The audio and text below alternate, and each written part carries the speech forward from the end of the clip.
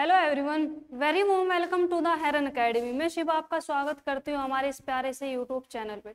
तो बच्चों, जैसा आपको पता है, हमने 12th क्लास की बायोलॉजी को स्टार्ट कर दिया है और आज हमारा चैप्टर फर्स्ट का लेक्चर 2 है। फर्स्ट लेक्चर में मैंने आपको आपके चैप्टर का इंट्रोडक्शन बता दिया था, आपको इस चैप्टर में क्या क्या पढ़ना है, क्या क्या इंपॉर्टेंट है बोर्ड पॉइंट ऑफ व्यू से। मैंने यहाँ पर आपको उस लेक्चर में सब कुछ समझा दिया था। आज से हमारा चैप्टर का मेन कॉन्सेप्ट स्टार्ट होता है, जहां से आपके हर साल बोर्ड में क्वेश्चन पुटअप किए जाते हैं। तो बच्चों, without waste of time start करते हैं हम अपना आज का लेक्चर, जिसमें बच्चों आज हम पढ़ने वाले हैं पुष्प की संरचना। आपके चैप्टर का जो फर्स्ट हेडिंग है, फर्स्ट हेडिंग में यही आपका टॉपिक आ जाता है, पुष्प की संरचना। और बोर्ड पॉइंट ऑफ व्यू से बच्चों ये आपका बहुत ही इंपॉर्टेंट, बहुत ही महत्व क्वेश्चन बन जाता है। तो ध्यान से अच्छी तरीके से इसके स्ट्रक्चर को, इसके स्ट्रक्चर में कौन कौन से पार्ट्स आते हैं, क्या उनके फंक्शन है, बहुत ही अच्छी तरीके से आप यहाँ पे समझते हुए चलेंगे। तो बच्चों, अगर हम पुष्प की स्ट्रक्चर के बारे में बात करते हैं तो हमारा जो पुष्प होता है मेनली, वैसे आपको पता है कि टाइप ऑफ जो फ्लावर होते हैं, मतलब कि जो हमारे पुष्प होते हैं दो प्रकार के होते हैं, एक लिंगी और द्विलिंगी, जिसको इंग्लिश में हम बाइसेक्सुअल और यूनिसेक्सुअल फ्लावर बोलते हैं। उसके बारे में हम जिक्र करेंगे आगे, लेकिन यहाँ पर जो आपने अगर अपनी एनसीईआरटी को खोल के देखा होगा तो आपके एनसीईआरटी में एक फ्लावर का डायग्राम दे रखा है, एक पुष्प की संरचना दे रखी है। वो जो पुष्प है वो आपका पुष्प बाइसेक्सुअल फ्लावर है। बच्चों, मैंने आपको प्रीवियस लेक्चर में भी बताया था कि जितना हो सकता है अपने सब्जेक्ट में थोड़ा इंग्लिश टर्म ऐड करने की कोशिश कीजिएगा। पढ़ रहे हैं हम यहाँ पे हिंदी में ही, लेकिन फिर भी कोशिश करना कि आप शब्दों को इंग्लिश में याद करने की, इंग्लिश में समझने की कोशिश करते रहे। तो हम यहाँ पे कुछ टर्म को अपनी इंग्लिश में लेके चलेंगे, उनको हिंदी में क्या बोलते हैं ये भी मैं आपको बता दूंगी, लेकिन हम यहाँ पे ज्यादातर जो टर्म यूज करेंगे वो इंग्लिश में यूज करेंगे। क्यों? क्योंकि वही आपके लिए बेनिफिट रहेगा।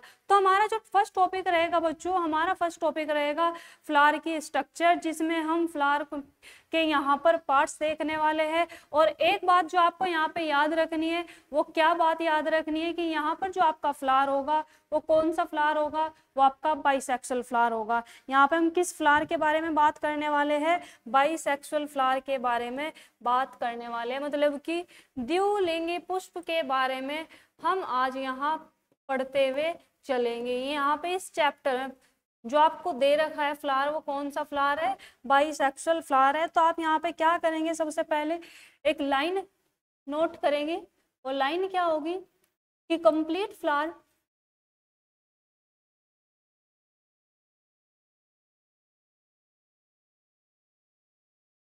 कंप्लीट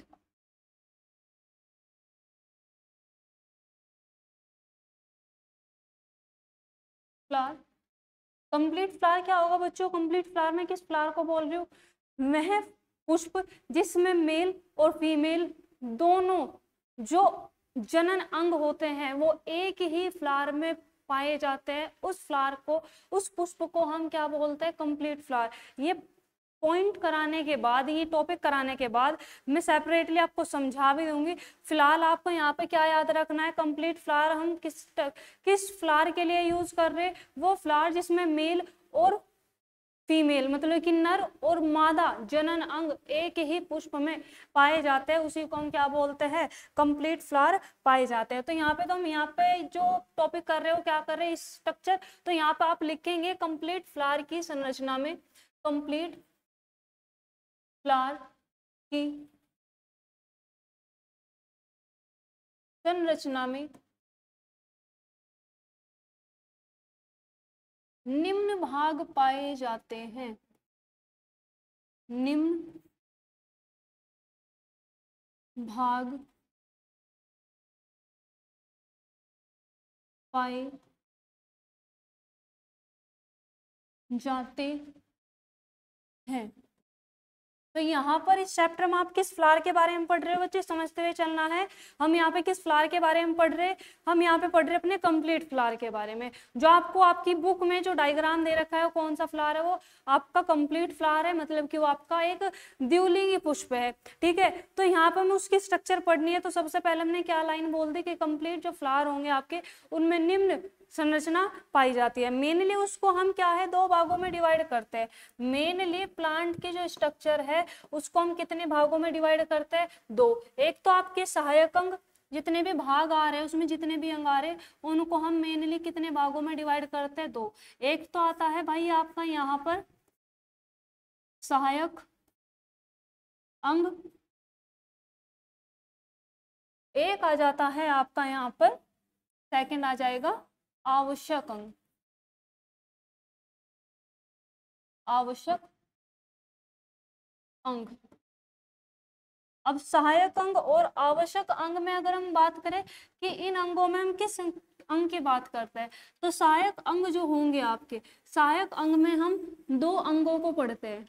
सहायक अंगों में हम कितने अंगों को पढ़ते हैं, दो। एक तो आपका भाई इसमें आ जाता है कैलिक्स, एक तो आपका इसमें आ जाएगा, इसको हम हिंदी में बाह्य दल बोलते हैं। एक आपका आ जाएगा कोरोला, एक आपका इसमें आ जाएगा कोरोला। आवश्यक अंग की बात करें अगर हम, आवश्यक अंग में भी अगेन आपके दो अंग आ जाते हैं यहाँ पे। एक तो आ जाएगा आपका एंड्रोशियम, एक तो आपका इसमें आ जाएगा एंड्रोशियम, एक बच्चा आपका इसमें आ जाता है गाइनोशियम, एक आपका इसमें आ जाएगा गाइनोशियम। अब देखिए समझेंगे हम बात क्या कर रहे हैं, यहाँ पे आपकी बात क्या चल रही। हम पढ़ने वाले किसके बारे में, पुष्प की स्ट्रक्चर के बारे में, फ्लावर की स्ट्रक्चर के बारे में, पुष्प की संरचना के बारे में। हमने फर्स्ट ऑफ ऑल यहाँ पे क्या बात बोली है कि जो आपका कंप्लीट फ्लावर है उसमें निम्न भाग पाए जाते हैं, वो सिंपल सी बात है। चलिए जी, अब क्या इन भागों को हमने दो भागों में डिवाइड कर दिया, सहायक अंग और आवश्यक अंग। अब ये सहायक अंग क्या है, ये आवश्यक अंग क्या है, तो थोड़ा सा रिकॉल कीजिएगा बच्चे, हमारे चैप्टर का क्या नाम है, पुष्पीय पादपों में लैंगिक जनन। मतलब कि जो हमारे पुष्पीय पादप है उनमें हमें क्या पढ़ना है, लैंगिक जनन पढ़ना है, सेक्सुअल रिप्रोडक्शन पढ़ना है। तो हम यहाँ पे और कुछ चीज तो पढ़ नहीं रहे, हम यहाँ पे किसको पढ़ रहे, रिप्रोडक्शन के बारे में पढ़ रहे। तो यहाँ पे जो हमने दो टर्म लिखे हैं, सहायक अंग और आवश्यक अंग, ये किसके रिस्पेक्ट में लिखे है, रिप्रोडक्शन। कौन से रिप्रोडक्शन, सेक्सुअल रिप्रोडक्शन। जो सेक्सुअल रिप्रोडक्शन में ऐसे मतलब कि कोई मेनली डायरेक्टली फंक्शन ही नहीं करता, मतलब कि रिप्रोडक्शन में जिनका डायरेक्टली कोई काम नहीं है उनको हमने क्या बोल दिया, सहायक अंग। मतलब कि थोड़े से बस कुछ जो फ्लावर है उनकी क्या कर रहा है, सहायता कर रहा है, हेल्प कर रहा है, इनका ऐसा कोई मेनली फंक्शन नहीं है, तो हमने इनको क्या बोल दिया, सहायक अंग। सहायक अंग में कौन से अंग आते हैं, कैलिक्स आता है, कोरोला आता है। फिर हमने बात करी आवश्यक अंग। आवश्यक अंग का क्या मतलब है कि वे अंग जो सेक्सुअल रिप्रोडक्शन में जरूरी है, जो आवश्यक है, उनको हमने क्या बोल दिया, आवश्यक अंग। आवश्यक अंगों का क्या मतलब है कि जिनमें रिप्रोडक्शन की प्रोसेस क्या की जाएगी, परफॉर्म की जाएगी, जिनमें एक्चुअल में फ्लावर के वे पार्ट जिनमें सेक्सुअल रिप्रोडक्शन होता है उनको हमने क्या नाम दे दिया है, आवश्यक अंग दे दिया है। इसमें आपका क्या आ जाता है, एक एंड्रोशियम आ जाता है, एक आपका गाइनोशियम आ जाता है। अभी एंड्रोशियम क्या है, ये गाइनोशियम क्या है, इनको हम एक यहाँ पे क्या करने वाले हैं, जो आपका पूरा ओवरऑल टॉपिक है ना फ्लावर की जो स्ट्रक्चर की, पुष्प की जो संरचना का जो आपका टॉपिक है, मैं क्या करूंगी एक स्लाइड पे आपको ओवरऑल इसका ओवरव्यू दे दूंगी। आपको क्या करना है, देखो बच्चे यहाँ पे थोड़ा सा इंग्लिश यूज करेंगे, ये जो फ्लो चार्ट मैं बनाऊंगी वो मैं इंग्लिश में लिखूंगी, लेकिन वो मैं आपको हिंदी में ही समझाऊंगी, तो आप उसको ईजिली समझ जाओगे। तो कोशिश करना इस एक फ्लो चार्ट को समझने की, क्योंकि अगर आप इस फ्लो चार्ट को समझ गए तो ये जो आपका 50% चैप्टर है वो आप इजिली से कवर अप कर लोगे। मतलब कि ये समझो कि एक फ्लो चार्ट से आप अपना 50% जो चैप्टर का जो टॉपिक है उसको समझ जाओगे। यहाँ पर हम बात क्या करने वाले हैं, हम बात करने वाले हैं, हम फ्लावर के बारे में पढ़ेंगे। हम किसके बारे में पढ़ेंगे भाई, फ्लावर के बारे में। फ्लावर के बारे में पढ़ना है, ठीक है। और फ्लावर के हमें पहले क्या करने हैं, पार्ट्स देखने हैं, तो इनके बारे में पढ़ लेते हैं। देखो बच्चों हम बात क्या कर रहे हैं,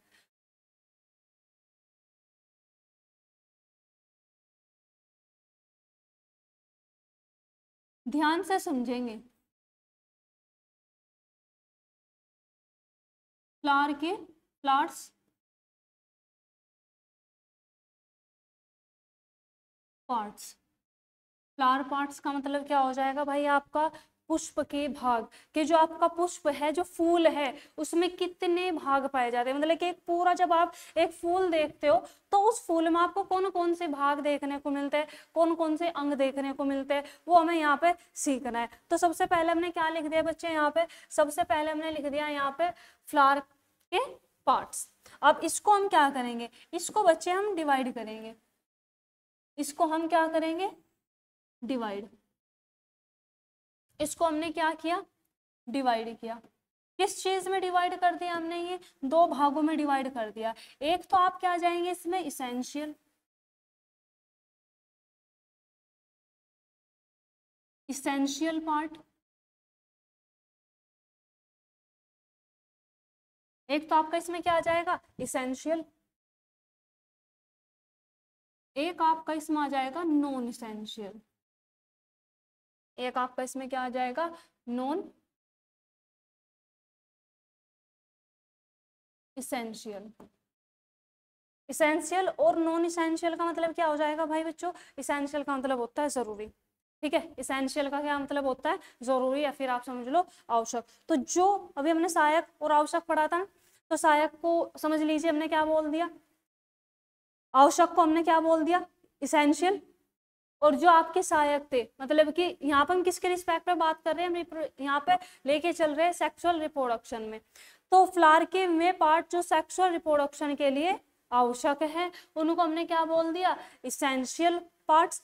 जो सेक्सुअल रिप्रोडक्शन में आवश्यक नहीं है, जरूरी नहीं है, उनको हमने क्या बोल दिया, नॉन इसेंशियल। मतलब कि फ्लावर के तो पार्ट्स है, पुष्प के तो भाग हैं वे, लेकिन ऐसे उनका कोई सेक्सुअल रिप्रोडक्शन में कोई पार्टिसिपेट नहीं होता है, वे बस फ्लावर की क्या करते हैं, प्रोटेक्शन करते हैं, कुछ हेल्प करते हैं। तो यहाँ पे हमें जो डिटेल में पढ़ना होगा, उन अंगों को पढ़ना होगा जिनमें एक्चुअल में क्या होता है, सेक्सुअल रिप्रोडक्शन होता है। अब इसमें कौन कौन से भाग आ रहे हैं, इनमें जो हम भाग पढ़ रहे हैं, इनमें कौन कौन से भाग आ रहे हैं, ये बात करते हैं हम किसके, इसेंशियल की। कि ये जो आपका इसेंशियल है, इसेंशियल में आपके दो भाग आ जाते हैं। इसेंशियल में बच्चे आपके कितने भाग आ जाएंगे, दो भाग आ जाएंगे।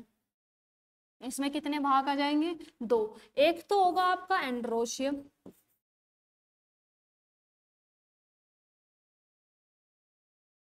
एक तो आपका बच्चे क्या हो जाएगा, एंड्रोशियम। एक आपका आ जाता है इसमें गाइनोशियम। अब ये एंड्रोशियम क्या होता है, ये गाइनोशियम। वैसे तो मैंने यहाँ पे क्या किया हुआ, एनसीईआरटी भी आपके लाई हुई है, बेचिंत रहिएगा, ये मत सोचिएगा कि मैम इंग्लिश के टर्म यूज कर रही है, हमारे याद नहीं रहेंगे।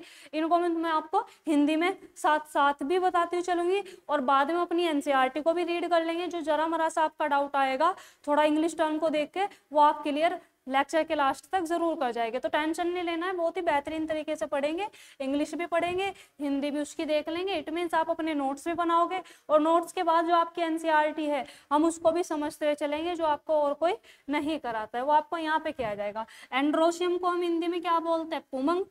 गाइनोशियम को हिंदी में हम क्या बोलते हैं, जायांग। वो हम यहाँ पे नहीं लिख लेंगे, लिखेंगे आगे लिख लेंगे। अब ये जायांग क्या बोलते हैं, एंड्रोशियम और गाइनोशियम है क्या, ये जो हम यहाँ पे एंड्रोशियम और गाइनोशियम की बात कर रहे हैं, ये है क्या। एंड्रोशियम की अगर हम बात करते हैं, एंड्रोशियम होता है भाई आपका फ्लावर का मेल पार्ट, मेल पार्ट। तो जो पुष्प होगा, पुष्प में जो मेल पार्ट होता है उसको हम क्या बोलते हैं, एंड्रोशियम। याद रखेंगे भाई, यहीं से आपके इस चैप्टर का बेस बनता है। जो आपका फ्लावर है, फ्लावर में जो उसका मेल पार्ट होगा उसको हम क्या बोलते हैं, एंड्रोशियम बोलते हैं। यही अगर हम बात करें गाइनोशियम, ये मेल पार्ट है, तो नॉर्मल सी बात है भाई, ये आपका क्या हो जाएगा, फीमेल पार्ट। ये क्या हो जाएगा, फीमेल पार्ट। ये आपका क्या हो जाएगा, फीमेल पार्ट हो जाएगा। तो फ्लावर के पार्ट्स देख रहे हैं हमने, मेनली कितने पार्ट में डिवाइड किया है, दो पार्ट में, इसेंशियल एंड आपका नॉन इसेंशियल। इसेंशियल में कौन आ रहा है आपका, इसेंशियल में आ रहा है एंड्रोशियम, ठीक है, और आपका गाइनोशियम। एंड्रोशियम क्या है, मेल पार्ट है, गाइनोशियम क्या है, फीमेल पार्ट है। अब अगर हम बात करें कि ये जो मेल पार्ट है, फ्लावर का ये जो मेल पार्ट है कितने भागों से मिलकर बना होता है। एंड्रोशियम जो होगा ये आपके मेनली 2 भागों से मिलकर बना होता है। एंड्रोशियम कितने भागों से मिलकर बना होता है? 2 भागों से। एक तो इसमें आपका क्या पाया जाएगा? एंथर। एक तो आपका इसमें क्या होगा? एंथर होगा। एक आपका इसमें क्या आ जाएगा? फिलामेंट। एक आपका इसमें क्या हो जाएगा? फिलामेंट हो जाएगा। ये यहाँ पे अगर हम इसके स्ट्रक्चर की बात करते हैं, इसके स्ट्रक्चर किस तरीके से होते हैं, तो स्ट्रक्चर भी आप साथ के साथ देख लेंगे। जब हम बाइसेक्सुअल फ्लावर का डायग्राम बनाएंगे तो उसमें कुछ इस तरीके की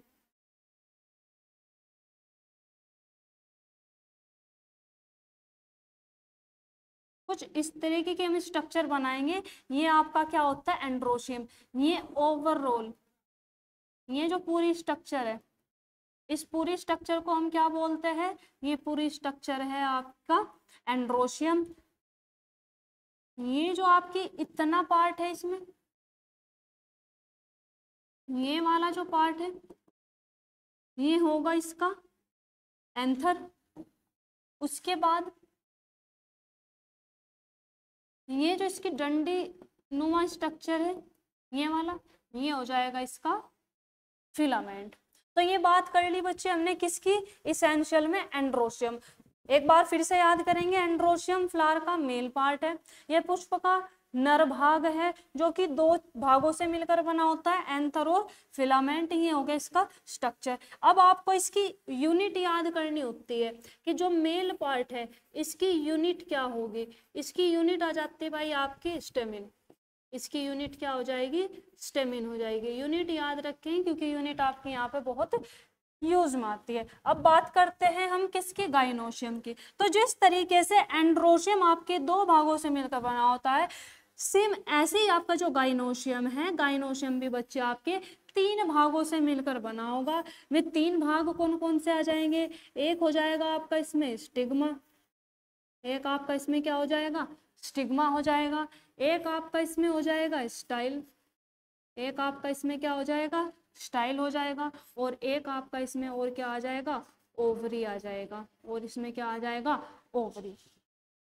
और इन तीनों को हम ओवरऑल मिला के क्या बोल देते हैं? पिस्टल बोल देंगे। इसको हम आगे जिक्र कर लेंगे। यहाँ पे अगर जिस तरीके से हमने इसके डायग्राम के बारे में बात की है, जिस तरीके से हमने यहाँ पे डायग्राम की बात की है, तो इनके भी डायग्राम देख लेंगे भाई कि इसका डायग्राम कैसा होगा जो गाइनोशियम है।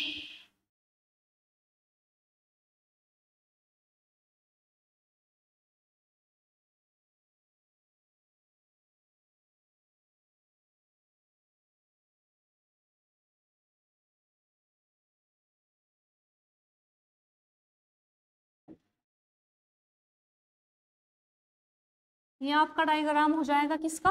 गाइनोशियम का। अब इस गाइनोशियम में अगर हम बात करें कि कौन सा स्टिग्मा है, कौन सा स्टाइल है, तो ये वाला जो पार्ट होगा इतना, ये वाला जो भाग है, इस भाग को बच्चे हम बोलते हैं स्टिग्मा। उसके बाद ये इतना जो भाग हो जाएगा ये वाला, इसको हम नाम दे देंगे स्टाइल। और लास्ट में ये जो इसका फूला हुआ पार्ट होगा, लास्ट में ये जो इस पूरी स्ट्रक्चर का ये जो इसका फूला हुआ पार्ट होगा, इसको हम बोलते हैं बच्चे ओवरी। ये क्या हो जाएगा? ओवरी हो जाएगा। तो ये ओवरऑल हमारे क्या हो गया? फ्लावर के इसेंशियल पार्ट्स के बारे में हमने बात कर ली है, एंड्रोशियम एंड गाइनोशियम। एंड्रोशियम कितने भागों से मिलकर बना होता है? 2, एंथर एंड फिलामेंट। गाइनोशियम कितने भागों से मिलकर बना होगा? 3, stigma, style and ovary. Unit लिख लेंगे भाई बच्चों इसकी जो यूनिट हो जाएगी, इसकी यूनिट क्या हो जाएगी आपकी? इसकी यूनिट हो जाएगी आपके कार्पल। इसकी जो यूनिट है वो क्या हो जाएगी? कार्पल। इसकी जो यूनिट है वो क्या हो जाएगी? कार्पल। इसकी यूनिट हो जाती है आपके कार्पल। इसकी यूनिट हो जाएगी आपके कार्पल। तो ओवरऑल बच्चों ये हमारा क्या हो जाएगा? इसेंशियल पार्ट्स हो जाएंगे किसमें? हमारे बाइसेक्सुअल फ्लावर में। ये अगर हम बात करें अब किसकी? गाइनोशियम, ये सॉरी नॉन इसेंशियल की। तो जो नॉन इसेंशियल वाला जो भाग होगा, नॉन इसेंशियल में आपके यहाँ पे 2 भाग आ जाते हैं। यहाँ पर आपके कितने भाग आ जाएंगे? 2। एक तो आपका आ जाएगा इसमें कैलिक्स, एक तो आपका इसमें क्या आ जाएगा, कैलिक्स आ जाएगा, और एक आपका इसमें क्या आ जाएगा, कोरोला आ जाएगा। तो ये आपका क्या हो जाएगा, कंप्लीट फ्लावर की स्ट्रक्चर हो जाएगी। यूनिट भी आप चाहे इनके साथ के साथ याद करके चल सकते हो, क्योंकि आगे हमें पढ़नी है कि जो कैलिक्स है, जो कैलिक्स है, कैलिक्स की जो यूनिट होगी, कैलिक्स की यूनिट होगी, ये आपकी हो जाती है सेपल। ये आपकी क्या हो जाएगी, सेपल हो जाएगी। यही अगर हम बात करते हैं किसकी, कोरोला की, तो कोरोला की जो आपकी यूनिट होगी, कोरोला की जो आपकी यूनिट हो जाएगी, ये हो जाएगी पेटल। ये आपकी क्या हो जाएगी, पेटल हो जाएगी। तो ओवरऑल बच्चों ये आपका हो गया बाइसेक्सुअल फ्लावर के बारे में। चलिए, तो इस फ्लो चार्ट को अगर आपने अच्छी तरीके से याद कर लिया, इसको समझ लिया, तो ये समझ लीजिए आपका ये जो चैप्टर है 50% चैप्टर आप यहीं से अच्छी तरीके से समझ जाओगे। क्योंकि अगर आप इस चीज को समझ गए तो जब हम इन पार्ट्स को डिटेल में पढ़ेंगे तो आप वहां पर भी बहुत ही इजी वे में, कुछ एक्स्ट्रा एफर्ट लगाने की आपको जरूरत नहीं पड़ेगी। फिलहाल आप क्या करेंगे, बस एक बार और समझ लेंगे हमने क्या बात करी है। हम बात कर रहे हैं, हमें इस चैप्टर में पढ़ना है जो हमारे बाइसेक्सुअल फ्लावर होते हैं, द्विलिंगी पुष्प होंगे, उनमें हमें रिप्रोडक्शन देखना है। तो उससे पहले में क्या करना है, उसके स्ट्रक्चर पे ध्यान देंगे। तो हमने बात करेंगे कि आपका जो कंप्लीट फ्लावर होगा उसमें मेनली आपके दो भाग होंगे। एक तो आपका क्या होगा, सहायक, एक होगा आवश्यक। सहायक को हमने क्या बोल दिया, नॉन इसेंशियल, और आवश्यक को हमने क्या बोल दिया, इसेंशियल। किसके रिस्पेक्ट में बात कर रहे हैं कि रिप्रोडक्शन में कौन आवश्यक है, कौन जरूरी है। तो रिप्रोडक्शन में ये वाले भाग जरूरी है, इन दो भागों का कोई आपका एज ए रोल नहीं होगा रिप्रोडक्शन में। इसेंशियल में एंड्रोशियम गाइनोशियम आता है। एंड्रोशियम फ्लावर का मेल पार्ट होगा, गाइनोशियम फ्लावर का फीमेल पार्ट होगा। एंड्रोशियम आपका एंथर फिलामेंट से मिलकर बना होगा, जिसकी यूनिट स्टेमिन होगी। फीमेल पार्ट गाइनोशियम आपका स्टिग्मा स्टाइल ओवरी से मिलकर बना होगा, जिसकी यूनिट आपकी क्या हो जाएगी, कार्पल हो जाएगी। एक बार आप इसको अच्छी तरीके से देख लेंगे, उसके बाद हम क्या करेंगे, आपका जो बाइसेक्सुअल फ्लावर है उसके डायग्राम को भी अच्छी तरीके से देख लेंगे कि उसका डायग्राम किस तरीके से होगा। क्योंकि आपके बोर्ड में 2 या 3 नंबर का ये क्वेश्चन आपका बन के आएगा। चलिए, तो आई होप आपने यहाँ पे अपना देख लिया होगा। अब हम क्या करते हैं, स्ट्रक्चर देखते हैं बाइसेक्सुअल फ्लावर की, कि जो बाइसेक्सुअल फ्लावर है वो किस तरीके का होगा। तो बाइसेक्सुअल फ्लावर के डायग्राम को ध्यान से देखेंगे बच्चों, क्योंकि आपके बोर्ड पॉइंट ऑफ व्यू से बहुत ज्यादा जरूरी बन जाता है, क्योंकि हर साल बोर्ड में क्वेश्चन बनता है। बाइसेक्सुअल फ्लावर में आप सबसे पहले बनाएंगे थैलेमस। ये वाला जो भाग हो जाएगा ये क्या होगा, थैलेमस होगा। और थैलेमस से जो डंडी नुआ स्ट्रक्चर निकलती है, डंडी जैसी संरचना निकलती है, इसको हम बोलते हैं पेडिकल। थैलेमस से जस्ट आपके कौन ग्रो करेगा, यहाँ से आपका ग्रो करेगा फ्लावर का फीमेल पार्ट, यहाँ से ग्रो करेगा फ्लावर का फीमेल पार्ट, जिसको अभी हमने क्या नाम दिया था, कार्पल नाम दिया था, आई मीन आपका गाइनोशियम। तो ये इसका क्या हो जाएगा, फीमेल पार्ट हो जाएगा। इसके बाद यहाँ पे हमने ये क्या बना दिया, ये आपका क्या बन चुका है, यहाँ पे फ्लावर का फीमेल भाग। अब यहाँ पे आप क्या बनाओगे, इसका मेल भाग, जिसको भी हमने क्या नाम दिया था, एंड्रोशियम। कुछ इसी तरीके की स्ट्रक्चर बनाई थी अभी हमने एंड्रोशियम की, ये क्या हो जाएगा, एंड्रोशियम हो जाएगा। एंड्रोशियम आप यहाँ पे 2 से 3 या 4 एंड्रोशियम आप अपने डायग्राम में बनाएंगे।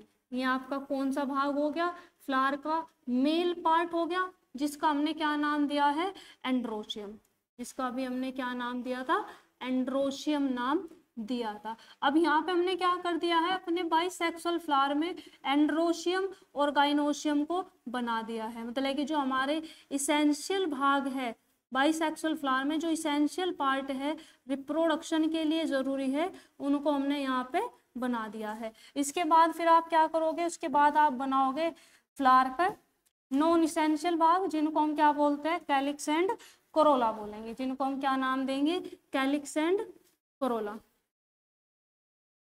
अब एक बार आप क्या करेंगे, पहले डायग्राम को इसको समझ लेंगे और फिर इसको इजी वे में समझेंगे ये है क्या। ये वही फ्लावर है जो नॉर्मली आप अपने चारों ओर देखते हो। ठीक है भाई बच्चों,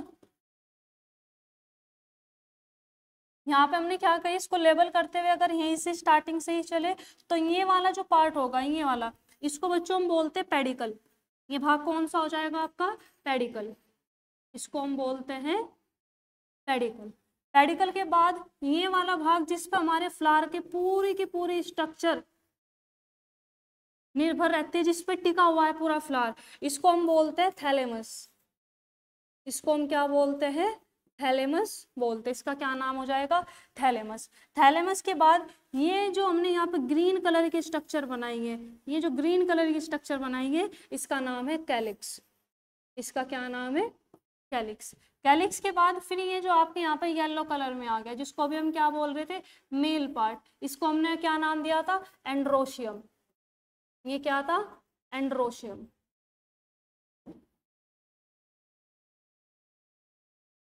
ये आपका क्या हो जाएगा, एंड्रोशियम हो जाएगा। एंड्रोशियम के बाद फिर ये पूरा का पूरा जो भाग होगा, इसको एंड्रोशियम ना करके यहाँ पे क्या करते हैं, इसको सेपरेटली करते हैं, वो आपके लिए थोड़ा बेहतर रहेगा।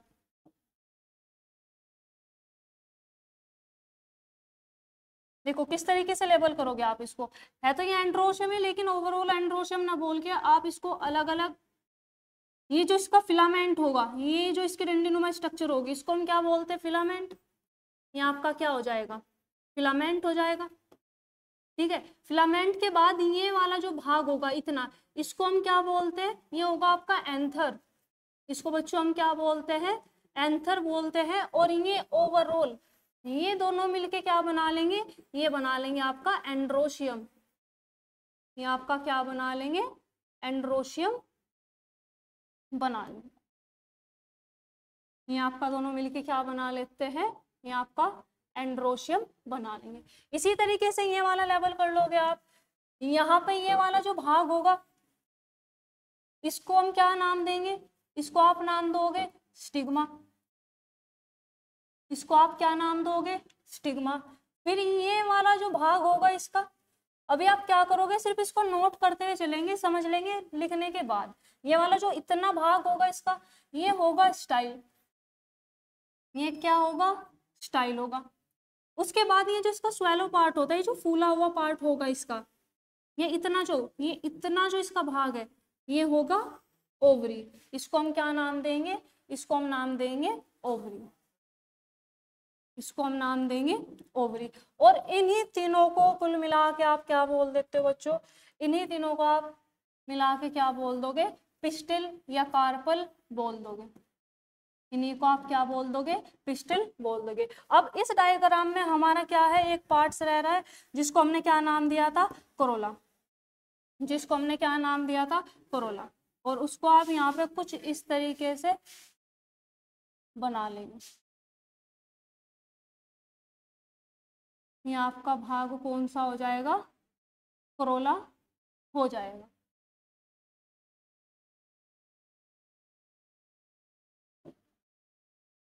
ये आपका लास्ट में यहाँ पे क्या हो जाएगा, कोरोला। अब मेरे आर्ट पे कोई नहीं जाएगा, सिर्फ समझेंगे है क्या, क्योंकि मुझे पता है मेरा आर्ट कितना खतरनाक है। ठीक है भाई बच्चों, अब ये जो हमने यहाँ पर रेड कलर में, ये जो रेड कलर में पार्ट्स बनाया, इनका क्या नाम है, ये है आपका कोरोला। ये आपका क्या है, कोरोला है। ये आपका क्या हो जाएगा, कोरोला हो जाएगा। तो ओवरऑल हमने यहाँ पे क्या कर लिया है, द्विलिंगी पुष्प को बना लिया है। यहाँ पे आपका क्या हो चुका है, द्विलिंगी पुष्प बन चुका है। अब समझेंगे भाई ये है क्या, देखो अब इसको आप क्या करोगे, समझते हुए चलेंगे कि यहाँ पर ओवरऑल हो क्या रहा है। ये स्टार्ट आप कहाँ से करेंगे, ये देखो अब हम यहाँ पे किस फ्लावर के बारे में बात कर रहे हैं। ये फ्लावर तो हमने यहाँ पे बना दिया, चलो जैसा भी अच्छा बुरा बना है ठीक है, बन गया, लेकिन ये है क्या। आपने गुड़हल का फूल तो देखा होगा ना, जो गुड़हल का फूल है वो नॉर्मली आज अभी का जो मौसम चल रहा है, गुड़हल का चल भी रहा है, चारों ओर आप अपने गुड़हल का फूल देखते हो। तो जो गुड़हल का फूल है, समझ लीजिए हमने यहाँ पे ये समझना क्या बनाया ही है भाई, ये आपका कौन सा फूल है, गुड़हल का ही फूल है। ये आपका कौन सा फूल है, गुड़हल का ही फूल है। अब गुड़हल के फूल में जो आप सबसे बाहर उसमें ग्रीन कलर की जो है पंखुड़ियां सी देखते हो, जो ग्रीन लीफ होती है, पत्तियां होगी, वो बना दी हमने यहाँ पे, जिसको हमने क्या नाम दिया है, जिसको हमने नाम दिया है कैलिक्स। तो ये कैलिक्स कुछ और नहीं आपका वो ही ग्रीन कलर की पंखुड़ियां है जो आप गुड़हल के फूल में देखते हो, जो आप गुड़हल के फूल में क्या करते हो, देखते हो। उन्हीं ग्रीन कलर की पंखुड़ियों को हमने क्या नाम दिया है, कैलिक्स नाम दिया है। ठीक है, तो यहाँ पर और देखो, कुछ और नहीं पढ़ना है इस चैप्टर में आपको। इस चैप्टर में आपको वो ही पढ़ना है अपना बाइसेक्सुअल फ्लावर, जिसको आप नॉर्मली अपने चारों ओर देखते हो। एग्जाम्पल में आप याद रख सकते हो गुड़हल, गुड़हल भी तो आपका एक बाइसेक्सुअल फ्लावर ही है। गुड़हल भी आपका क्या होगा, एक बाइसेक्सुअल फ्लावर ही होगा।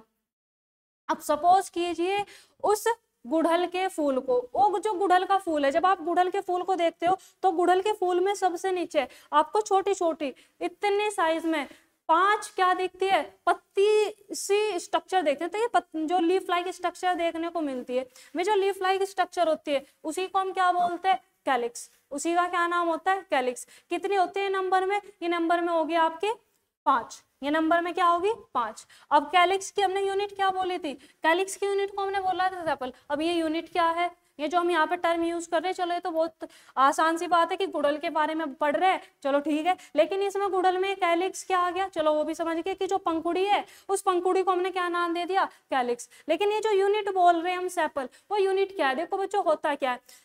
जब आप गुड़हल के फूल को देखते हो तो गुड़हल के फूल में जिस पंखुड़ी की हम बात कर रहे हैं, मैं अगर आप काउंट करोगे तो कितनी होगी, 5 होगी। काउंट करने पे कितनी होगी, 5। चाहे आज ही अपना तोड़ के देख लेना, अरे सॉरी तोड़ना तो मत, ऐसे ही काउंट कर लेना, कितनी होगी, 5 होगी। तो अगर हम उन 5 को ओवरऑल देख रहे हैं, ओवरऑल उन 5 की बात कर रहे हैं, तो उनको हम क्या बोलते हैं, कैलिक्स। लेकिन यही 5 है ना नंबर में, अगर हम उनमें एक की बात कर रहे हैं, पंखुड़ी 5, लेकिन हम कितने की बात कर रहे हैं, एक की बात कर रहे हैं, तो उस टाइम पर हम उसको क्या बोल देंगे, सेपल। मतलब कि हम ओवरऑल पंखुड़ी की बात ना करके सिर्फ एक की बात कर रहे हो तो उसको हम क्या बोलते हैं, सेपल बोलते हैं। वही हमने उसकी क्या बोल दी, यूनिट बोल दी। यूनिट इकाई का मतलब क्या होता है, जिससे कोई चीज मिलकर बनी होगी। तो 5 पंखुड़ियां है, 1 2 3 4, पांचों से मिलके क्या बन गया, कैलिक्स बन गया। तो एक को हमने क्या बोल दिया, सेपल बोल दिया, और वो उसकी क्या होगी, यूनिट होगी। अब बाद में फिर हम क्या देखते हैं, यहाँ पे सेकंड नंबर पे कोरोला। कोरोला क्या है, ये जो मैंने यहाँ पर रेड कलर की, ये रेड कलर की जो पंखुड़ियां बनाई है। अब जो आपको रेडिश, देखो गुड़हल का फ्लोर जो फ्लावर होगा रेडिश होता है, तो जो उसकी पंखुड़ियां होगी, जो कलर्ड पंखुड़ी होगी, उनका क्या नाम होगा, कैलिक्स होगा। उसका क्या हो जाएगा, कैलिक्स हो जाएगा। अब उसके बाद फिर आप क्या देखते हो कि बिल्कुल फ्लावर्स के सेंटर से एक लंबा सा भाग निकलता है।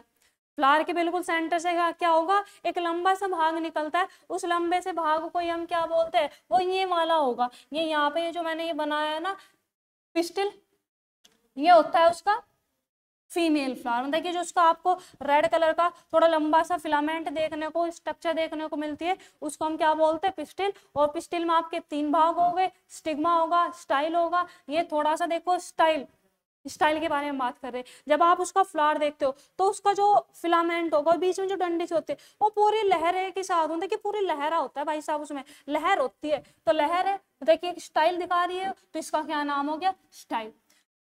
ओवरऑल लास्ट में क्या होगा, एक फूला हुआ स्वेलो पार्ट होगा, जिसका हम क्या नाम दे देंगे, ओवरी। और ये ओवरऑल मिलके क्या बना देगा, पिस्टिल बना देगा। अब जो उसका सेंटर से पार्ट निकल रहा है, जो फिलामेंट उसके सेंटर से निकल रहा है, ध्यान से देखना, उसके साइड में येलोइश कलर का, येलो कलर में छोटे छोटे आपको कुछ धागेनुमा स्ट्रक्चर होता है कि जो बीच में से निकल रहा है, उसी के चारों तरफ येलो कलर के कुछ लगा होगा। वो जो येलो कलर का जो भाग होगा वो होता है उसका एंड्रोशियम, मतलब कि फिलामेंट और एंथर। ओवरऑल जिसको हमने क्या नाम दिया है, एंड्रोशियम नाम दिया है। और यहाँ पे आप इसको पिस्टल की जगह, यहाँ पे इनको आप पिस्टल भी लिख सकते हो, इसको आप भाई यहाँ पे अपना कार्पल भी लिख सकते हो, और आप इसको यहाँ पर गाइनोशियम भी बोल सकते हो।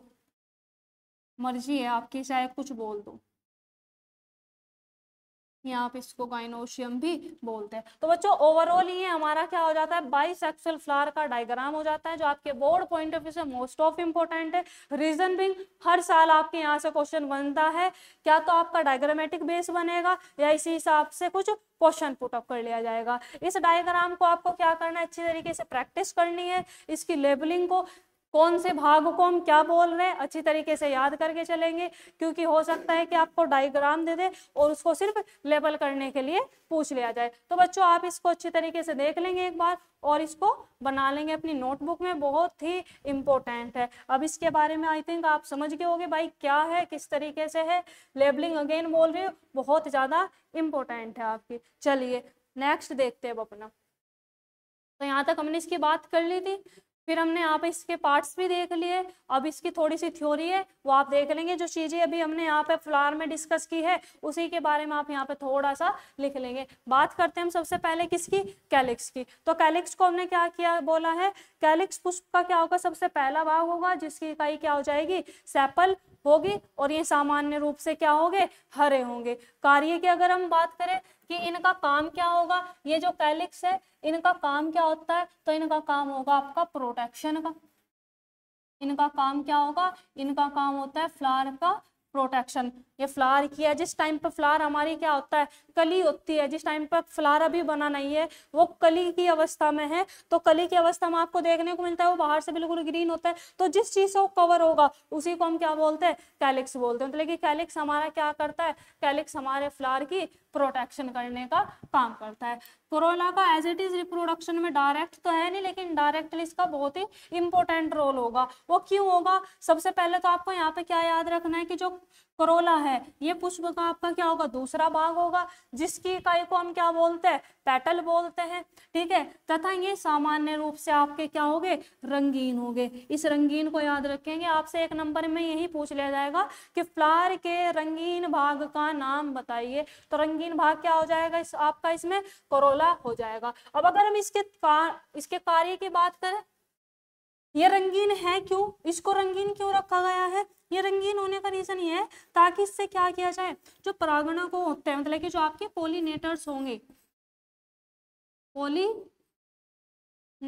जो होते हैं, अब पोलिनेटर्स किसको बोलते हैं, आप इसमें एक प्रक्रिया पढ़ोगे, एक प्रोसेस पढ़ोगे जिसको हम क्या बोलते हैं, पोलिनेशन, ठीक है। अब ये पोलिनेशन क्या होगा वो आपको अपने नेक्स्ट लेक्चर में पता चल जाएगा। फिलहाल बच्चों इसको वर्ड्स को हम ज्यादा डिटेल में ना लेते हुए, क्योंकि इसको हमें आगे पढ़ना ही है, फिलहाल आप क्या याद रखोगे, कोरोला का क्या कार्य होता है, ये पोलिनेटर्स को अपनी ओर आकर्षित करने का कार्य करता है। ये पोलिनेटर्स को क्या करता है, अट्रैक्ट करता है। क्यों करता है, ये आप अपने आने वाले लेक्चर में बहुत ही अच्छी तरीके से समझ जाओगे। फिलहाल सिर्फ आपको यहाँ पे इसको इतना डिटेल में नहीं समझना है, यहाँ पे यही याद रखना है कि कोरोला पोलिनेटर को क्या करता है, अपनी ओर अट्रैक्ट करता है। उसके बाद हमने बात करी है, ये तो हमारे सहायक अंग थे, कैलिक्स कोरोला हमारे क्या थे, सहायक अंग थे। उसके बाद हम देखते हैं यहाँ पर अपने आवश्यक अंग, कि हमारे फ्लावर में आवश्यक अंग कौन कौन से होंगे। तो यहाँ पर हमने क्या बोल दिया है, आवश्यक अंग में दो भाग, जो नर तथा मादा, नर किसको बोल रहे, मेल को, मादा किसको बोल रहे, फीमेल को। मादा किसको बोलते हैं, फीमेल को बोलते हैं। मादा किसको बोलते हैं, फीमेल को बोलते हैं। नर तथा मादा जनन अंग के रूप में पाए जाते हैं। आवश्यक अंग किस रूप में पाए जाएंगे, नर तथा मादा जनन अंग के रूप में पाए जाएंगे।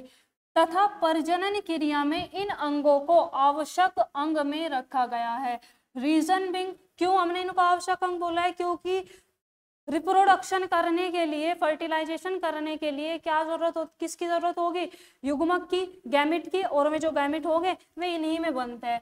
जो कैलिक्स कोरोला है उनका कोई गैमिट से रिलेशन नहीं होगा, उनका कोई लेना देना नहीं होता है। कैलिक्स एंड कोरोला का किसका लेना देना है, गाइनोशियम और एंड्रोशियम का, क्योंकि वहीं पे आपके गैमेट्स बनते हैं, तो इसीलिए इनको क्या बोल दिया गया है, आवश्यक अंग बोल दिया गया। आवश्यक अंग में कौन आ जाएंगे आपके, पुमंग। पुमंग क्या है, पुमंग आपका एंड्रोशियम है। एंड्रोशियम को हम क्या बोलते हैं हिंदी में, पुमंग।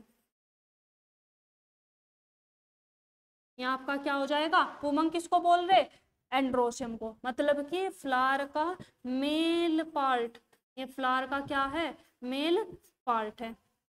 जायांग, जायांग किसको बोल रहे, ये हमने नाम दिया है, जायांग दिया है हमने किसको नाम, गाइनोशियम को। ये क्या है आपका, गाइनोशियम है, ये आपका क्या है, गाइनोशियम। इट मीन्स ये फ्लावर का क्या है, फीमेल पार्ट है, ये फ्लावर का क्या है, फीमेल पार्ट होता है, ये फ्लावर का फीमेल पार्ट होता है। उमंग आपके इसको हम तीसरे, तो आपका जो कंप्लीट फ्लावर हो गए, कंप्लीट फ्लावर के तीसरे भाग में आता है, तीसरे नंबर पर आता है। गाइनोशियम को हम यहाँ पे चौथे नंबर पे पढ़ते हैं। चलिए बच्चों, अब हम क्या करेंगे यहाँ पे, अब ये जो चीज हम यहाँ पे देखने वाले हैं ये आपको कोई नहीं कराएगा, जितनी अच्छी तरीके से, जितनी इजी वे में मैं यहाँ पे आपको समझाने वाली हूँ, कोई नहीं समझाएगा। यहाँ पे हम क्या कर रहे हैं, हम अपने नोट्स को लेके चले, मतलब कि नोट्स प्रिपेयर करते हुए चलेंगे इस चैप्टर के। उसके बाद जो हमने चीज पढ़ी है वो आपके एनसीईआरटी में है या नहीं है, एनसीईआरटी में अगर वो लिखा हुआ है तो एनसीईआरटी आपको क्या समझाने की कोशिश कर रही है, तो उसको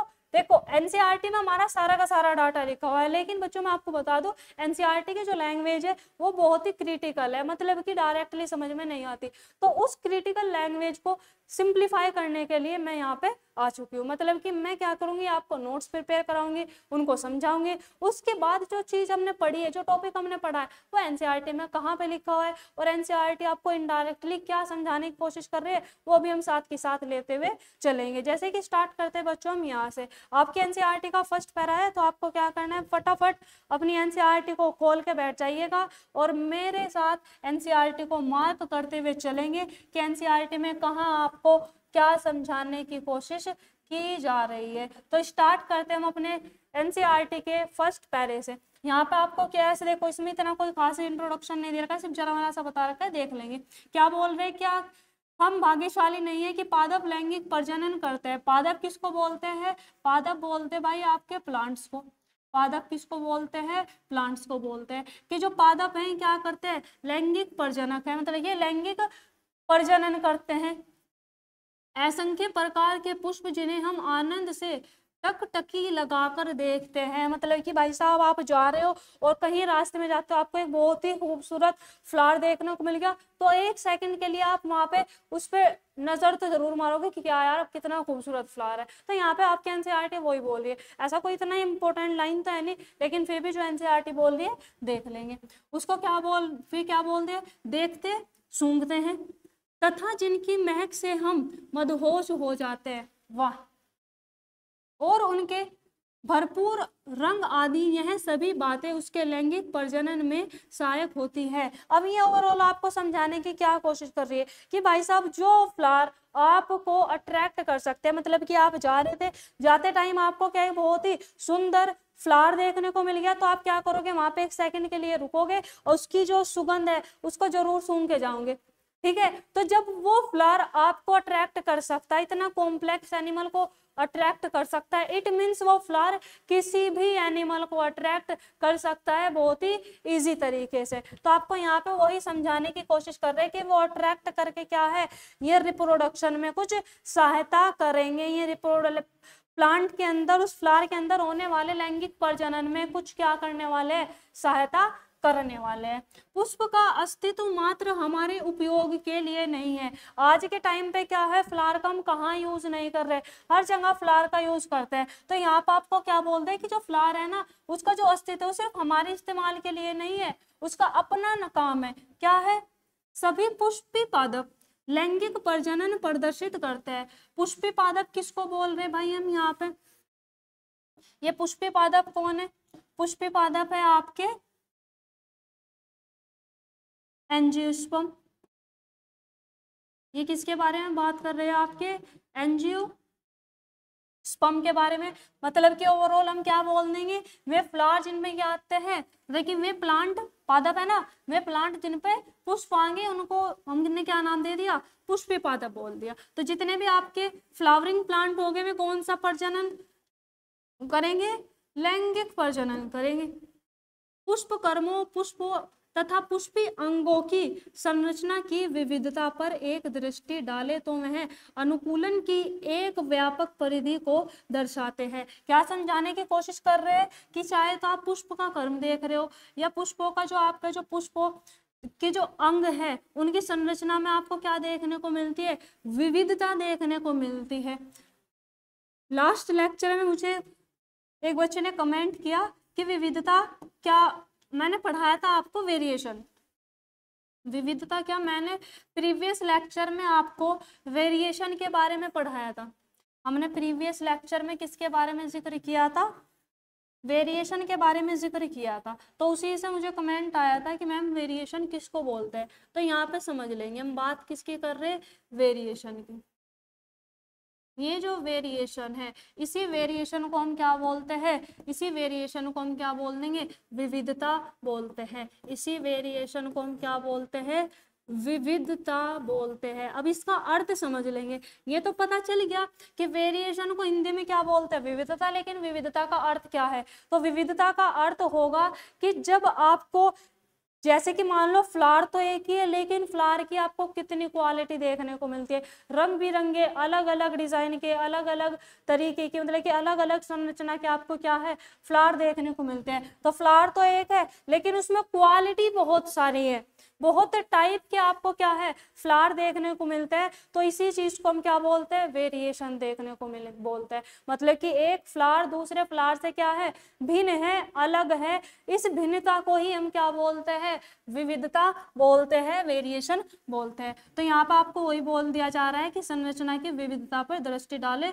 तो मैं अनुकूलन की एक व्यापक परिधि को दर्शाते हैं। अब अनुकूलन को भी समझ लेंगे। अनुकूलन का मतलब होगा भाई कि आप इसको इंग्लिश में बोलते हैं एडेप्टेशन।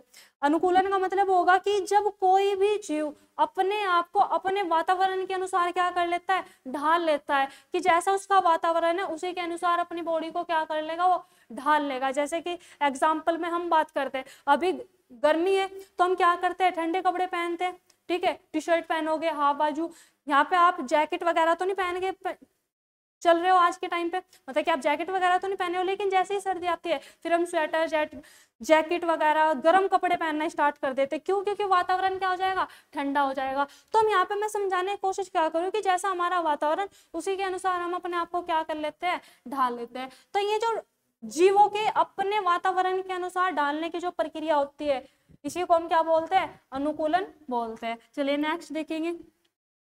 अब ये ढाल रहे हैं, यहाँ पे हमने क्या बोल दिया कि ढाल रहे अपने आप को, क्यों, ताकि लैंगिक प्रजनन, लैंगिक जनन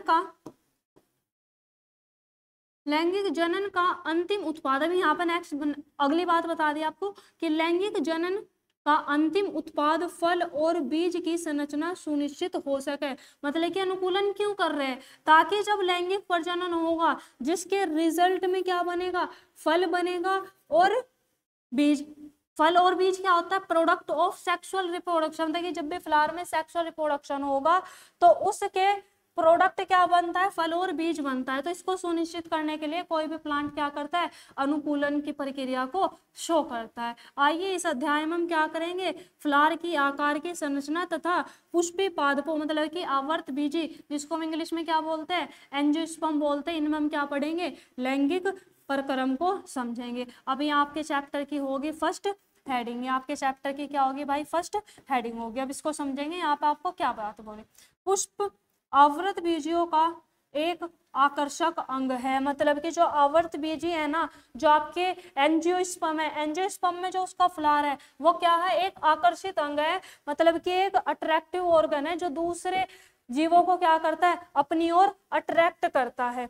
प्राचीन काल में पुष्प के साथ मानव का एक निकटस्थ संबंध रहा है। मतलब कि प्राचीन काल से, बहुत ही पुराने समय से ही पुष्पों के साथ हमारा क्या रहा है, एक संबंध रहा है, एक रिलेशन रहा है। मानव के लिए पुष्प सौंदर्य विशेषक, मतलब कि इसको हम सौंदर्य अब सजावटी के लिए यूज करते हैं, आभूषणात्मक, आभूषण बनाने के लिए। जैसे कि आजकल का टाइम है, जैसे हल्दी होगी भाई साहब, लड़कियां क्या करती है, फ्लावर की, येलो फ्लावर की ज्वेलरी बना के पहनती है। तो आभूषण हो गया भाई आपका। सामाजिक तौर पे, धार्मिक, बहुत जगह जैसे कि पूजा होती है तो पूजा में हम फ्लावर का इस्तेमाल करते हैं। सांस्कृतिक महत्व की वस्तु रहा है। मतलब कि आपको कुछ पॉइंट्स बता दिए हैं कि जो ओवरऑल एनसीईआरटी क्या कर रहे हैं कि फ्लावर से प्राचीन काल से हमारे फ्लावर के साथ संबंध रहे, उनका हम किसी ना किसी रूप में क्या करते हैं, इस्तेमाल करते हैं। ये मानव द्वारा प्रेम, अनुराग, प्रसन्नता, विषाद एवं शोक आदि की अभिव्यक्त को प्रदर्शित करने का प्रतीक रहे हैं। मतलब कि हमें अपनी भावना को प्रदर्शित करना है, हमारी जो भावना है दूसरे व्यक्ति के लिए क्या है, उसको प्रदर्शित करने के लिए भी हम क्या करते हैं, फ्लावर का इस्तेमाल करते हैं। जैसे भाई साहब लड़के बुके देते हैं, लड़कियां भी देती है वैसे तो। कम से कम ऐसे 5 पुष्पों की सूची बनाइए जिनका आभूषणात्मक क्या बोलते हैं इसको, आभूषणात्मक महत्व तथा जिन्हें घर एवं बगीचों में उगाया जाता हो। कहने की ओवरऑल बात क्या है कि आपको उन 5 फ्लावर की लिस्ट बनानी है जिनका हम आभूषण के रूप में इस्तेमाल करते हैं, तथा आप 5 उन पुष्प का भी पता करें जिन्हें आपके परिवार द्वारा सामाजिक एवं सांस्कृतिक उत्सव के दौरान उपयोग में लिया जाता है। मतलब कि कुछ उत्सव हो रहा है भाई आपका सांस्कृतिक, उसमें आप किन किन पुष्पों का इस्तेमाल करते हैं उनकी भी आपको क्या करनी है, लिस्ट बनानी है। अब पुष्प की जो खेती होगी, फ्लावर की जो खेती होगी उसको हम क्या बोलते हैं, फ्लोरिकल्चर। पुष्प है इंग्लिश में क्या बोल दिया, फ्लावर, तो फ्लावर को उगाने की प्रोसेस को क्या बोल दिया, फ्लोरिकल्चर बोल दिया। या पुष्प कृषि के बारे में सुना होगा, फ्लोरिकल्चर को हिंदी में क्या बोलते हैं, पुष्प कृषि बोलते हैं। इनका क्या तात्पर्य है, चलिए जी नेक्स्ट देखते हैं। एक जीव वैज्ञानिक के लिए पुष्प, मतलब कि अगर हम बात करते, देखो अगर आप नॉर्मली आपसे पूछ रहे कोई फ्लावर क्या है, भाई बहुत अच्छी चीज है, खूबसूरत है, अपनी फीलिंग्स को रिप्रेजेंट करने के लिए आप फ्लावर का इस्तेमाल करते हैं। लेकिन यही अगर हम एक बायोलॉजिस्ट होगा जो, अगर हम उससे पूछते हैं कि फ्लावर क्या है, तो बायोलॉजिस्ट के मद्देनजर से फ्लावर क्या होगा, ये क्या है, पुष्प क्या है, आकार की एवं भ्रूण की आश्चर्य तथा लैंगिक जनन स्थल है। मतलब कि फ्लावर ओवरऑल क्या है, वो जगह है जहाँ पे क्या होगी, फ्लावर मतलब कि जो प्लांट है उनका सेक्सुअल रिप्रोडक्शन होगा। मतलब कि ओवरऑल कहने की क्या कोशिश किया जा रहा है कि अकॉर्डिंग टू ए बायोलॉजिस्ट, एक बायोलॉजिस्ट के अनुसार फ्लावर क्या होगा, वो जगह है, वो स्थान है जहाँ पे प्लांट में क्या होगा, सेक्सुअल रिप्रोडक्शन होगा। कक्षा 11 में एक पुष्प के विभिन्न अंगों के बारे में अध्ययन किया। मतलब कि आप जो मॉर्फोलॉजी ऑफ फ्लावरिंग प्लांट है वो आप ऑलरेडी पढ़ कर आ चुके हो, वहां पे फ्लावर के बारे में पढ़ा था आपने बहुत ही अच्छे तरीके से डिटेल में। क्या आप एक पुष्प के 2 अंगों के नाम बता सकते हैं, ध्यान देंगे, आप एक क्वेश्चन पूछ रहे, क्या आप एक पुष्प के उन 2 अंगों के नाम बता सकते हैं जिनमें लैंगिक जनन विकास के लिए सर्वाधिक महत्वपूर्ण वाली 2 इकाइयां होती है। मतलब कि फ्लावर के अंदर वो कौन सी इकाई है जिनमें आपके क्या होता है, लैंगिक जनन के विकास के लिए प्रोसेस होगी। तो यहाँ पे आपका भाई आ जाएगा एक तो एंड्रोशियम, यहाँ पे बच्चों आपका क्या आ जाएगा, एंड्रोशियम, और आपका एंड्रोशियम नहीं सॉरी, यहाँ पे आपका क्या आ जाएगा, यहाँ पे आपका बच्चों आ जाएगा एंथर एंड ओवरी। ये भाई पेन की साइज क्यों नहीं बढ़ रही है,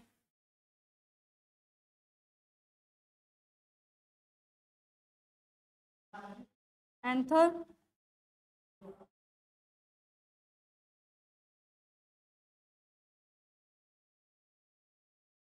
एंड ओवरी। चलिए जी हमारी होगी, इसके बाद नेक्स्ट देख लेंगे भाई।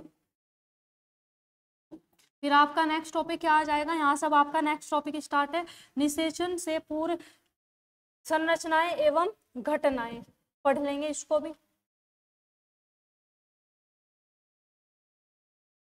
चलिए जी ये देख लेते हैं इसका इतना। पादप में वास्तविक रूप से पुष्प विकसित होने से पूर्व यह तय हो जाता है कि पादप में पुष्प आने वाला है। कहने क्या चाह रही है आपके एनसीईआरटी के, जब प्लांट के अंदर फ्लावर निकलने वाला होगा, मतलब कि जिस जगह पे फ्लावर निकलेगा, निकलने से पहले मतलब कि नॉर्मल देखो होगा क्या, यहाँ पे साइड में समझेंगे थोड़ा सा। देखो एनसीईआरटी आपको क्या कहने की कोशिश कर रही है कि ये आपका भाई फ्लावर है, तो ये आपका क्या है, प्लांट है, तो इस प्लांट से क्या है, ये इसकी ब्रांच निकली हुई है, ये इसकी यहाँ पे क्या निकली हुई है, ब्रांच निकली हुई है।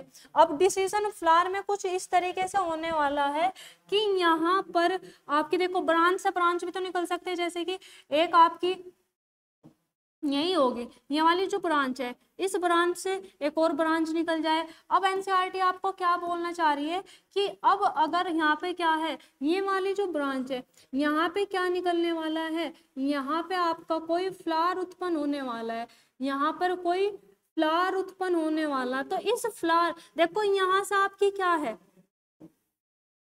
यहाँ से आपका एक नई शाखा भी निकल सकती है और यहीं से आपका फ्लावर भी निकल सकता है। तो इस पॉइंट से जहां से फ्लावर, देखो फ्लावर भी वहीं से डेवलप होगा, तना मतलब कि जो नई शाखा होगी वो भी वहीं से डेवलप होगी। अब बात यह है कि इस पॉइंट से फ्लावर डेवलप होगा या इस पॉइंट से आपकी नई शाखा डेवलप होगी, ये प्लांट में पहले ही क्या हो जाती है, डिसाइड हो जाती है। किस तरीके से डिसाइड होगी, ये डिसाइड होगी कुछ इस तरीके से। इनमें क्या होते हैं, अनेकों हार्मोनल चेंज होते हैं, मतलब कि प्लांट में जो हार्मोन्स पाए जाते हैं उनमें क्या होगा, अनेकों हार्मोनल तथा संरचनात्मक परिवर्तन की शुरुआत होने लगेगी। मतलब कि अगर यहाँ पे शाखा ना उत्पन्न हो के फ्लावर उत्पन्न होने वाला है तो इसमें पहले ही क्या हो जाती है, हार्मोनल और स्ट्रक्चरल चेंजेस आने लगते हैं, जिसके फलस्वरूप पुष्पीय आगक मतलब कि आपका फ्लोरल प्राइमोडियम, फ्लोरल प्राइमोडियम किसको बोल रहे हैं, इस पॉइंट को जहां से फ्लावर आपका उत्पन्न होने वाला होगा उसको क्या बोल दिया, ये आपका फ्लोरल एक्सिस भी हम इसको बोलते हैं। कि मध्य विभेदन एवं अग्रिक विकास प्रारंभ होते हैं, पुष्प की संरचना, पुष्पक्रम की रचना होती है, मतलब कि जहां पर आपका पुष्प बनेगा उसकी रचना हो जाएगी, जो पुष्प कलिकाएं मतलब कि जो फूल की कली होगी और बाद में पुष्प का धारण करती है। मतलब कि वहां से पहले ही डिसाइड हो गया, हार्मोनल चेंज हुई, स्ट्रक्चरल चेंज हुआ, डिसाइड हो चुका है, तो वहां से पहले एक कली बनेगी और फिर वो कली आपकी किस में डेवलप हो जाएगी, पुष्प में डेवलप हो जाएगी। पुष्प में नर तथा मादा जनन संरचनाएं पुमंग तथा जायांग, मतलब कि फ्लावर में जो आपका मादा जनन अंग होगा वो क्या होगा, आपका जायांग होगा और नर जनन अंग क्या होगा, पुमंग हो जाएगा। के बाद यहाँ पे आपको क्या बोलते हैं, विभेदित एवं विकसित रहती है, मतलब कि फ्लावर में आपका मेल और फीमेल पार्ट दोनों विकसित हो जाएगा। आप याद करें कि पुमंग से भरपूर पुंकेसरों का गोला एक चक्कर नर जनन अंग तथा जायांग स्त्री मादा जनन अंग का प्रतिनिधित्व करता है। मतलब कि कहने की क्या कोशिश की जा रही है, यहाँ पे कोशिश कर रहे हैं कि जो आपका जायांग है वो किसका प्रतिनिधित्व करता है, मादा जनन अंग का। जो आपका पुमंग होगा वो किसका प्रतिनिधित्व करेगा, आपका नर जनन अंग का। तो ओवरऑल जितना आज हमने अपने नोट्स बनाए, जितनी हमने यहाँ पे बात की है वो हमने यहाँ पे क्या कर लिया, सारा अपनी एनसीईआरटी में कहाँ कहाँ पे क्या समझाने की कोशिश की जा रही है वो सारा का सारा हमने बच्चों यहाँ पे डिस्कस कर लिया है। आई होप आप इसको बहुत ही अच्छी तरीके से समझ चुके होंगे, और समझ गए होंगे तो बच्चों चैनल को लाइक कर देना, वीडियो को लाइक कर देना एंड चैनल को सब्सक्राइब भी कर देना। मिलेंगे बहुत जल्द अपने नेक्स्ट लेक्चर में, अब तक बने रहने के लिए thank you so much, bye.